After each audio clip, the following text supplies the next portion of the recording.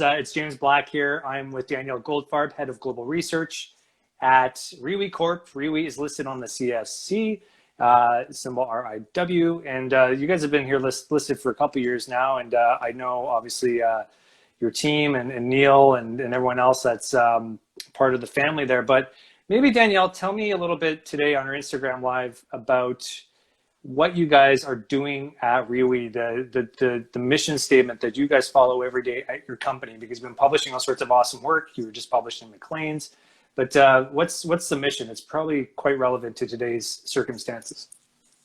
So, I mean, we're really looking to get clean data signals on what's truly happening in real time, essentially. Right. So, I mean, we have actually our origins in pandemic surveillance.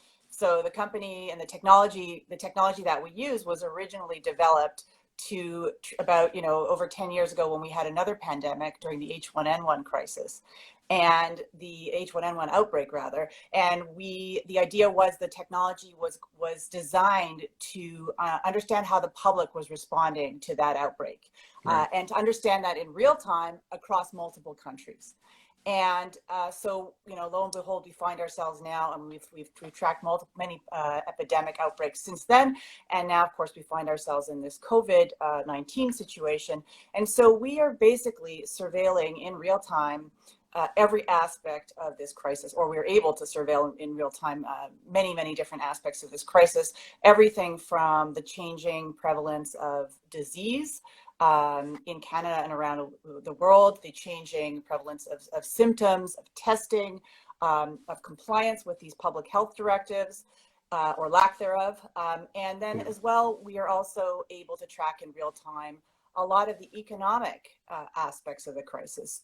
So what are both the actual impacts and the psychological, so both the sort of what's truly happening now in terms of employment and incomes, but also what are the psychological impacts? What are the fears people have, and how will that play out in the next phases of the epidemic? So basically, we're in the business of real-time tracking of what's truly happening, and testing sort of the assumptions that people have against the reality of what's truly happening. Right, and I assume your data points aren't just being collected through media, just mass media, platforms like Fox News and CNN, or even more, The Economist or whatever. You guys are getting primary data, is that correct? You guys are collecting primary data? Yeah. So the core concept behind the technology is this idea that we don't want to just get access to opinion from the types of people that would typically respond to a survey, or the narrow group of us that are on social media. So, social media excludes vastly more voices and perspectives than it includes. And so the idea behind the technology is that we want to get access to the broadest set of respondents we can possibly get access to. So social media, you're getting a lot of responses, you get big data, but it's from a narrow group of voices. We're trying to expand that. We want to hear from the widest set of voices possible, because that gives you more predictive, more accurate information about what's truly happening. So we're hearing from ordinary people. It's a machine learning technology for which anybody online has an equal chance of being exposed to our questions. And so the idea is that we're getting access to, whether it's urban, rural, across all parts of this country, but also across all parts of the US, every part of China, in which people have access to the internet. So whether they're on a smartphone or desktop, computer or tablet, we want to hear from them. We want to get a random sampling of opinion on a continuous basis. That's basically the idea of how the technology works. Interesting. And how does that data get collected? Is it through a voluntary completion of data submission? Yeah, so the idea is that we expose, so anybody online has has a random chance of being exposed to the questions, and then they can choose whether they answer them or not. And I should also mention one other important aspect of the data collection, which is that we do not capture any personally identifiable information, and we don't incentivize anybody to complete the survey. So the idea behind that is really, again, we want to get access to true opinion, true sentiment. We want to make sure we get the access to the widest group of opinion, and we want to make make sure that, particularly when we're capturing data in places where people are not freely able to share their opinion, and we're active in many parts of the world for which this is the case, we want to make sure that their personally identifiable information is not attached to their answers. Yeah, what's the challenge in capturing bias in from someone who, if their opinions were made public knowledge, they could be persecuted? Like, how do you work with that paradigm? So we really take security and privacy very, very seriously. So we've got a number of protocols in place to make sure that we do not, we're not capturing any personally identifiable information, anything that could link a person to their contact information. And that's a key reason why we don't, one of the many reasons why we don't pay people or otherwise incentivize them to complete surveys. So we're doing surveys in all parts of the world where, and on some of the most socially sensitive issues, you know, from looking, you know, people's opinions on lesbians and gays, you know, in countries for which this behavior is criminalized. So we are, in mental health, we're doing a huge study right now on mental health in North America amongst college and university students. And we happen to start data collection before the pandemic, and we're doing it so we can see what happened and how the impact after the pandemic. But we want to make sure that we are hearing from people what their true opinion is, their true behavior is, and that they're able to speak freely. So we take that very, very seriously, and you know, we're not collecting any of that information at all. Right, and what I love about what you guys are putting out there is you're debunking and challenging commonly accepted assumptions about what's presented to us in the media. So can you maybe talk about some of these prevailing assumptions Sure. in the context of COVID-19 that your research is actually, you know, creating counterpoints around, or at least correcting or giving a more in-depth understanding of? Sure. I mean, I think the first thing is that we can't make any assumptions. Yeah, I mean, that's you can't inject yourself with Clorox and cure the disease. Oh yeah, that's a pet assumption for me. That was a good one. So you really, I mean, the one thing that I think we need to, you know, consistently remind ourselves of is that things are changing rapidly, and you know what's true in this in a particular phase of the epidemic in each country is not necessarily going to be the same thing in the next phase. You know, at the same time, we're hearing a lot about, oh, everything's changed. Nobody's gonna book a cruise anymore, but yet cruise ship bookings are up. So, you know, everything's changed, and yet, you know, like some people are saying everything's changed, other people have said nothing's changed. And the reality is we have to just check our assumptions against reality basically on a daily basis. And that's really what we're trying to do, is we're trying to monitor these things on a daily basis. So I'll give you an example of one thing that we're monitoring in China. If that's okay. Yeah, please. No. Yeah. So one of the things that's very interesting that I find, you know, really fascinating, we've been tracking this consumer confidence in China basically since the beginning of the trade war and the Kennedy-West trade war, which seems like ancient history right now. But you know, there was this trade war, and everybody, you know, and during that whole time, you know, consumer confidence was actually relatively stable in our data. And then as soon as the pandemic hit, we actually saw a drop in our consumer confidence data, and we're tracking this, of course, in Hubei province, which is from which the virus originated, and consumer confidence dropped by quite a bit more in that province as well, as you would expect.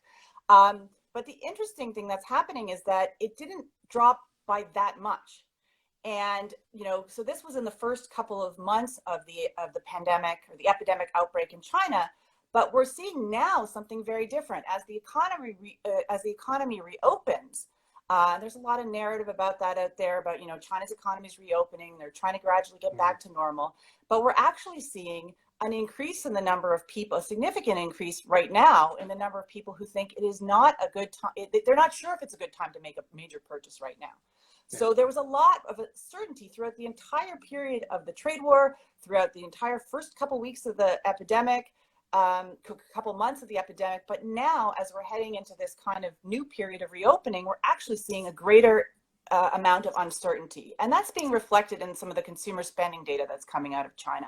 So we're at a different phase of the outbreak. The assumptions are, you know, we may have seen something in the past couple of months. We can't assume that's going to be the case for this phase. And that's a caution to those of us in North America. Just because we're seeing something right now, you know, next month as we start to head into reopening in various parts of Canada and the US, we need to test those assumptions against reality, and we need to do it like every day, not just, you know, at the end of the month. Yeah, is China how much of what their sentiment is and what they plan to do with their reopening of their economy relates to what we should be listening to over here as guidance, or just as an example that we can translate into our worldview and our economic startup plan? Because I mean, it's a very different country. It's obviously you guys are trying to capture the information that you are, but very different values of society. Are we to look at what we're seeing there and use anything reliable out of that, or just say, look, that's them and we're us and we have to make our own decisions?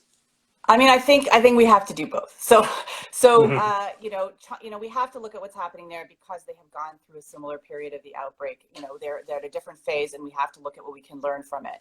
And I think because it is a cautionary tale in terms of what assumptions, you know, we need to challenge.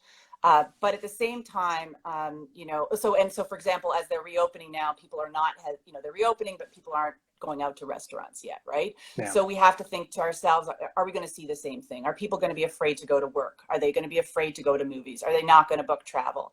And we're seeing in China, for example, they don't want to educate their children in the US anymore. There's actually some of our data that show that. So there are important lessons that we can take from what's happening in China, but we have to take them, of course, with a grain of salt because of the very, very different policy environment and other aspects of the situation in China.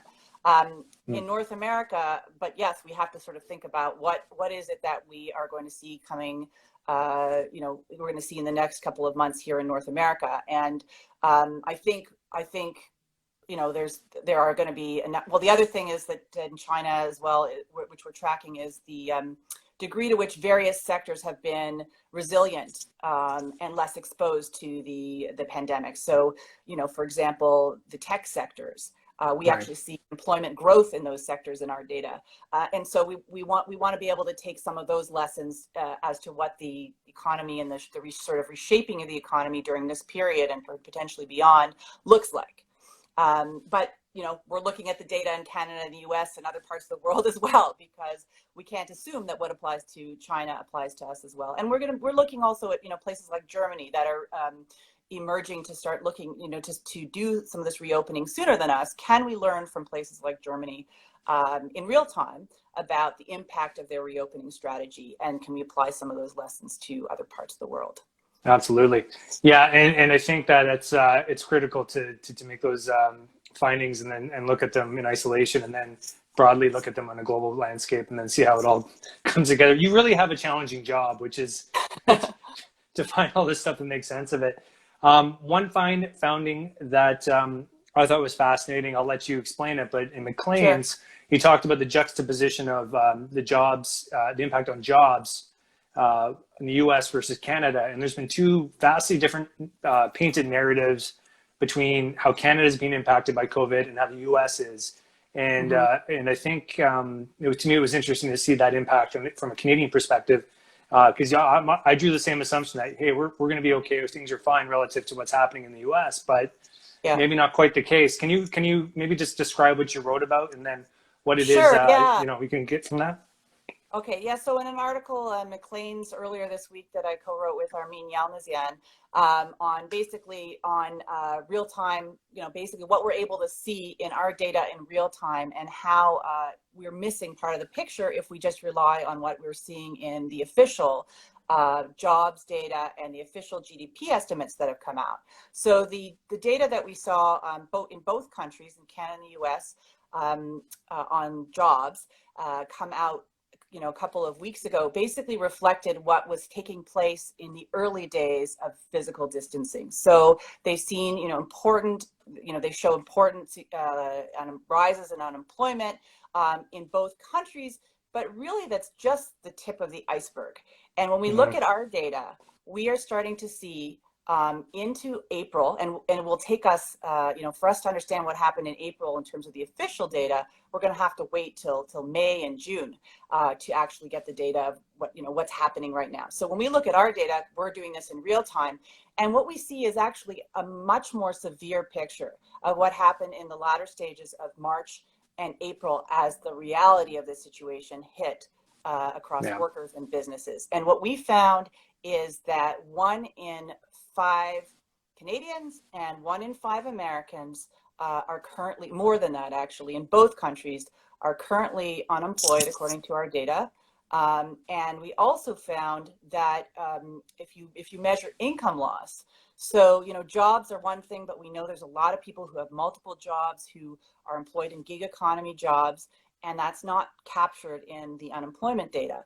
And so when we asked people about income loss, we actually found that about a third of Canadians and a third of Americans have lost half or more of their income. That Wow. is, that's a stat that's really, really significant. And I guess the question is, in both countries, there have been some huge policy moves. Will those mitigate these very severe impacts? How will that be impacted by reopening, gradual reopening?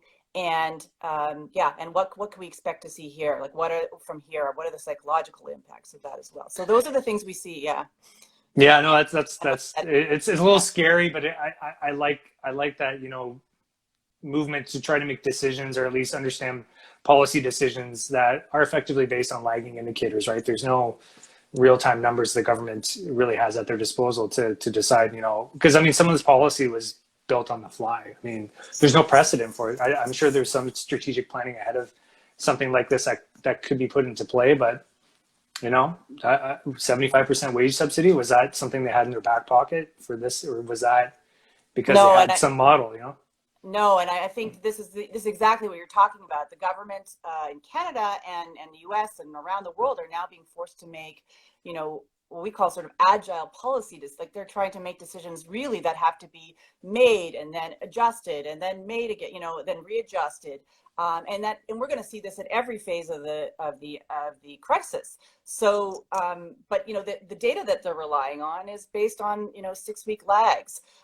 In some cases, not always, but in some cases, the jobs data is based on a significant lag, and that makes it very, very difficult. And not only is it lagged, but also it's not capturing all the dimensions of the crisis. So the degree to which people have access to paid sick leave, the degree to which their income is impacted, even if they don't have a traditional job. So these are all the kinds of things that, that I have the privilege of being able to look at right now, and to be able to say, okay, this is what we're truly seeing now in real time about people's actual behavior and their actual impact on their lives. Yeah, and you mentioned in your last response about psychological impact, and how do you even measure that impact? How do you capture authentic data about that? But because you're basically asking someone to tell you how they feel. But then how do you extrapolate that or model it into the economy? I mean, maybe just touch on how you guys deal with psychological measures, and then obviously insights. Yeah, so I mean, this is really an important question, I think, because it's one thing to measure. So the official data we have is sort of looking at things through a rear view mirror. Then the data that I just talked about on unemployment rate and so on gives you kind of a current, like what's happening now in real time. But what we really want to know is what the future looks like, and we really want to be able to predict. And so that's why it's really important to be able to accurately measure the psychological aspects of this. So, I guess, anything from a traditional sort of consumer confidence type question where you're asking people, is now a good time to make your major purchase? I mean, what we're really looking for in that kind of question is really not, what happens today, but we're really looking for shifts, for inflection points. And I mentioned the one that we saw in China, where now people are uncertain as to whether that's a good thing to do or not. And so we're doing the same thing. We're looking for inflection points on a number of different psychological questions. So one, for example, right now, we're tracking various events in the U.S. For one, we're tracking the current U.S. election, because we were accurately predicted the Trump election in 2016. Yeah, well, we'll talk about that. We'll talk about that another time. But but one of the things we're tracking there right now are narratives that the population believes about their economic circumstances. So to what degree do they believe they're likely to lose their job? They're likely to regain their job. And one of the things that we're tracking, we've been tracking this since October, before the outbreak, is this question of whether there will be a recession in the US in 2020, and how severe, and we're starting to track this question of, how severe will this recession be? And the reason this is important is because what we really want to measure here is people's fear. So when you're trying to model what's going to happen in the economy, and we're seeing this, the central banks of both Canada and the US did not actually produce a forecast right now for the economy because we're so uncertain and people's GDP estimates are all over the place. Yeah. The key thing that's very, very difficult to predict, to model, is people's behavior and what their fears are. And so if people believe that there's going to be a very, very deep recession, that could actually lead to a deeper and more prolonged and more widespread economic crisis than otherwise would need to be the case. And this is the thesis of Robert Shiller, who's written this great book, Narrative Economics. And so we're testing whether that thesis is actually holding in real time. And as you'd expect in the US, there is, as soon as the crisis hit, yes, a greater share of the population believed there was a recession coming. We saw a huge shift in the data. And actually in the last week or two, we've actually seen a further shift. That's probably realistic that people think there's going to be a recession right now.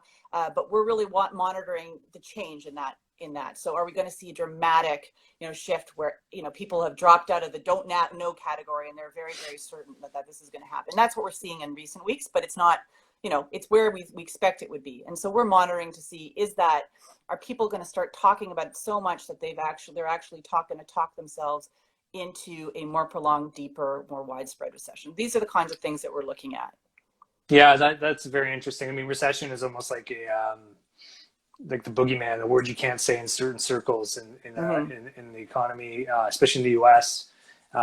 You don't want to be caught saying it without some real justification, because as you say, right, those who watch mass media, produce television, things like that, they take it to heart. They take it very seriously, and it can impact their ability to psychologically, I guess, get through a day, or I don't know. I mean, it's fascinating the power that certain people have in the words that are used and how it can have a ripple effect through an economy, as you just mentioned. Yeah. So let's talk in that term a little bit, not in a negative way, but we're talking about COVID-19 sort of as the core of this conversation. And, we're talking about insights, and what I kind of want to know from your models or from just your own thoughts as a researcher are, what are some of the things that are just permanently changed as a result of this? I mean, what social behaviors or economic drivers are being changed? Like how, we're talking in a format that I would never have used 2 months ago. And here we are, and we're going to do lots of them. But what are some of the new norms, as people like to call them, new norm, that are going to emerge as a result of this based on your research? So again, I guess I have to sort of cautiously say that it's all caution. It's okay. Well, no, I mean cautiously say that I think we can't assume that what we see today or even what we see next month is going to persist. So again, like everybody said, cruise ships. Nobody was going to go on cruise ships. Now bookings are up. So I think the only thing we can say about the permanent change is that we're going to have to be really vigilant about monitoring this throughout the phases of, for at least for the next 12 to 24 months, that it's now, now that it looks like we're going to be, epidemiologists are saying that this is going to be a prolonged situation of managing the outbreak over this period. And so it's going to, if there is another if we get the outbreak under control and people gradually go back to work, and then there's another outbreak, maybe people were okay going back to work after the first phase of the crisis, but then after the second, they were, this deeper reality sets in and they won't be. So I think we're going to have to keep monitoring that. The other thing is, of course, that, the longer this goes on for, the more the certain sectors that have been deeply impacted and others that actually have been, are kind of more pandemic proof, we may see a more permanent reshaping of what the economic reality and structure looks like here in Canada and the US. We're already seeing a little bit of this happening in China. As I mentioned, we're having, we can see that those people in our data, those people who have a history of studying in the STEM professions are actually having much better employment outcomes. We know that certain groups of our, in our data in Canada and the US, we can see that certain groups of people, of course, are more able to work from home, whether you're in education or the tech sector. People like us are able to work from home. And so, we're going to be able to see, the degree to which that changes the economic reality and the distribution of jobs, or the sort of the sectors that people are employed in going forward. So we may see some permanent reshaping of the economy, but it's not clear. Again, I think we need to keep challenging that also over time too, because things change. Yeah, the role of manual labor. I mean, the one trend around robotics and moving things to from manual human labor to robotic labor. I mean, geez, if there was never a better case study for that than what's happening right now, I don't know what would be. Our whole concept of labor and where it has to be effective, and what a work day is, and all that is complete. It's like you said, the assumptions need to be reevaluated almost every day. Yeah, and another one that just occurs to me, because I've done a lot of work on the gig economy and sort of measuring gig economy, which is something that's not well measured by our existing technologies. This is like the first major economic shock to hit us since the kind of online platform economy, right? So the ability to since 2008. Yeah, so it's really the first time that the impact on those possibilities is being tested. And you can imagine, we can see now there's many more Instacart shoppers and Uber Eats, people doing Uber Eats and so on and so forth. But we may see, as like because our employment and income loss data show that so many people have lost their jobs or their sources of income. We may see a growth in some of these gig economy types of work, which again is not getting captured in our traditional employment data. And so we're going to have to look at that more carefully too, to see what does that mean for the future? What does that mean for the kinds of employment opportunities, particularly that young people are going to be having access to, people who are just graduating from school right now, graduating from university or college right now.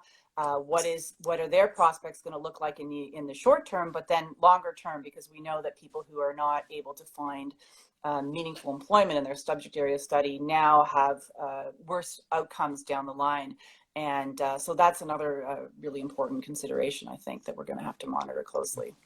Yeah, no, it's crazy. It's the chessboard changes every day, and you just don't know what piece you are. Can we talk about media a little bit? I want to talk about media. Okay. Sure.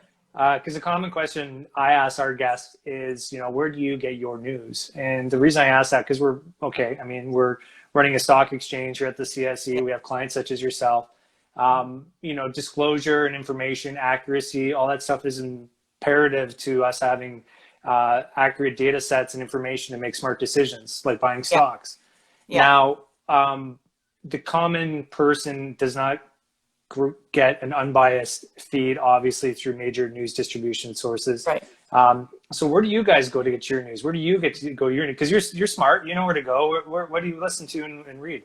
Well, actually, I think at RIWI, the company, everybody has their different sources that they like to go to, which is great because we want to have a diversity of opinion and thinking to, again, challenge our assumptions, because that's what we do.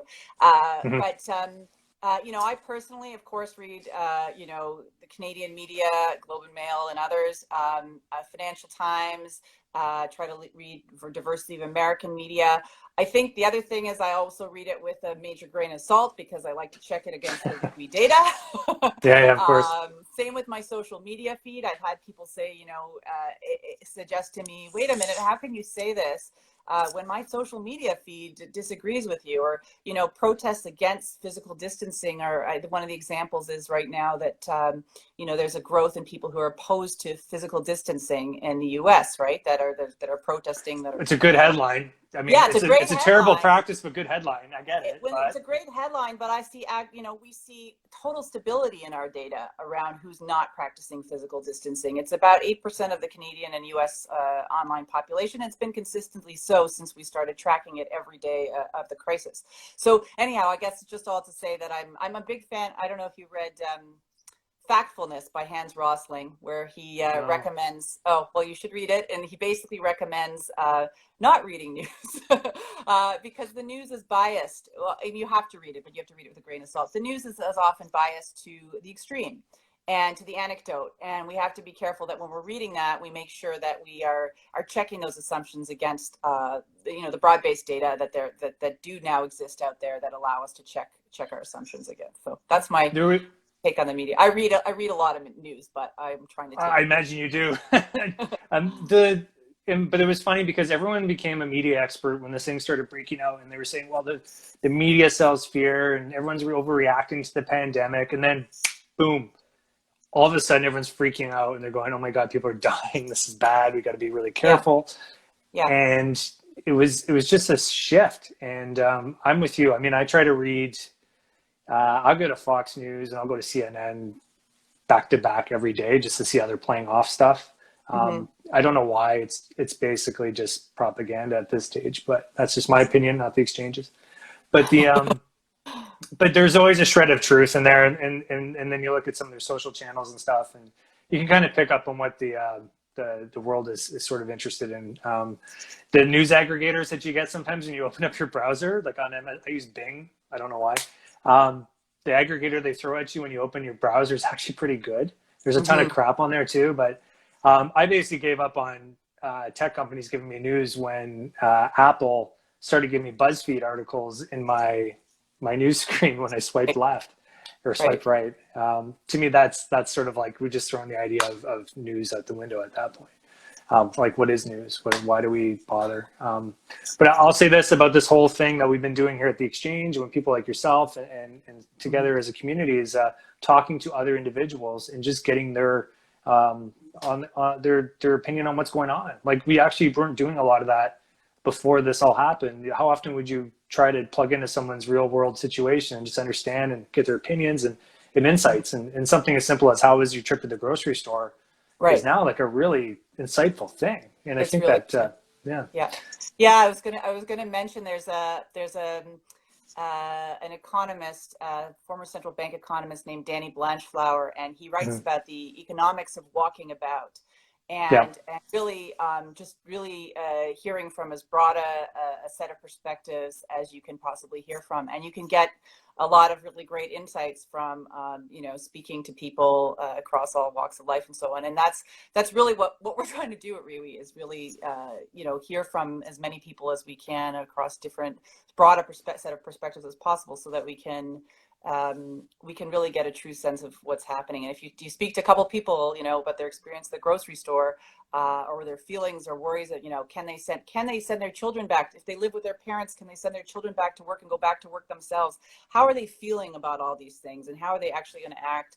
And that can give you a lot of perspective on what things are going to come next.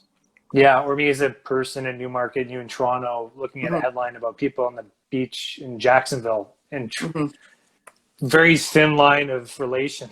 So go out into your own community, I guess, and try to figure out what's happening without relying too much on what's happening half a country or world away. I know we were almost running up to the top of the hour, but I do have a few questions, and hopefully you can answer them. Sure. Two of them from our watchers. And also, if you're watching, you want to ask, there's a little question box down below for Danielle from RIWI. Are you okay to talk about the upcoming election just a little bit? Just any insights about, I guess, and I'll set this question up a certain way. This might appeal to you, which is the narrative has typically been around Donald Trump being reelected is that a strong economy is his ticket to reelection. That's it. And this whole thing has impacted the election cycle so abruptly because A, you can't gather, but B, you mentioned job data and 1 in 5 and all that. That's sort of the antithesis of his base's reasoning for supporting him. Yeah. Is the assumption that I'm alluding to, that the economy being impacted by COVID, does that relate to him in his reelectability, do you think? So, historically, U.S. election, I mean, if you have a strong economic situation, we know that has, made it much more possible, has favored the incumbent. But I think what we know from our experience with Donald Trump is that we cannot rely on history to predict the future. And so as I mentioned before, we at RIWI were able to predict in 2016 that Trump would win. And the reason we're able to do that is we're able to tap into people who are typically politically disengaged and find out who they thought would win in that election. And so that's what we ask people: who do you think will win? Because that's more predictive than asking people who will you vote for, because the people who didn't in that election didn't want to admit they wanted to vote for Donald Trump. Heading into this election, we have been tracking this since October. And what is clear, again, is that there is not necessarily a one-to-one correlation between the economy doing well and the president's people's views on whether the president will be reelected. And the other thing that is clear is that that this is really changing on a almost daily basis, based on how the president is managing the crisis. So, for example, we know that during the situation when he said we're going to have an Easter reopening to the economy, we know that was actually quite bad for his approval ratings. And we actually saw a drop in the support for him in the Midwest for the first time since we started tracking this at RIWI earlier in the fall. So, but then again, when he kind of went back and said, oh, no, we're going to close till the end of the month, we saw some, improvement in his ratings. And actually in the last couple of weeks, we've actually seen more, that there's that there's an edge for the Republicans over the last couple of weeks, at a time when we know that more Americans have told us that they're heading into a recession. So, we're actually seeing at the moment in our data, we're seeing an inverse relationship than what we might have seen in the past. Will that continue? We don't know yet, but we will be continuing to track this. So, so be in touch if you would like to know the answer to that. Yeah. I guess if I'm going to read between the lines, is that perhaps the inputs that made him electable in the first go around are going to change. The variables are different. It's because the playing field is different, and not to mention the competition is different, and it may not be as strong as it was before. Or, we don't know. Those are my assumptions. We also just don't know who is going to. So we know now who traditional polls missed in the 2016 election when they were trying to predict it. We don't know who we're going to miss in advance. So we just know that we have to get out. It's sort of this economics of walking about, or hearing from the broadest set of people to really understand, despite what's happening in the media headlines or in social media and our social media feeds, we have to really make sure we're getting access to the broadest base of opinion possible to see what's truly going to shake out in the end. And you mentioned that data. I just want to, because this was a question. Sure. Are you collecting? You mentioned real time. Does that mean you get a data point and right away it's modeled, or you refresh every 24 hours or week, or how do you do that? So when we say real time, it's near real time, right? Yeah. So within the data are collected in real time, and then our screens. It's a cloud-based dashboard that's refreshed every hour. So it's continuous 24/7. 365 days a year data collection, so we're not dealing with time of day bias. A lot of other data collection methods do that, but yeah, it is near real time in which you would actually be able to see the changes in data. So if we put a question in field, so for example, one of the things we're doing now is looking at the reopening period and what that's going to mean. That implies a whole different set of questions than we might have asked last month. And so once we put those in field, within we start collecting the data right away, and we can see the results right away of how is this really impacting people. Wow. Well, where should people keep following your insights and getting more information from your team? Contact RIWI.com or follow us on Twitter or LinkedIn.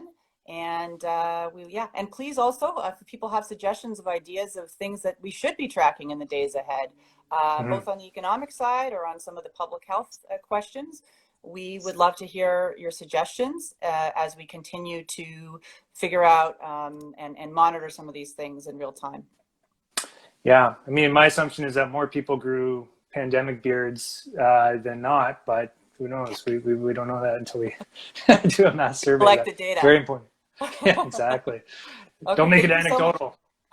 Thank you, Danielle. That was amazing. My mind is spinning. My mind is blown. Our viewers, thank you so much for tuning in to this Friday edition of Instagram Live with Danielle Goldfarb from RIWI, symbol RIW on the CSE. This interview is going to be on CSE TV on YouTube, so it's going to live on forever. So we will check all these assumptions a couple months from now. But thank you so much for your time, for your knowledge. Great job with you guys at RIWI. And without further ado, have a wonderful weekend. And thanks again. My pleasure. Thanks. Great time. Thank you. All right. Take care.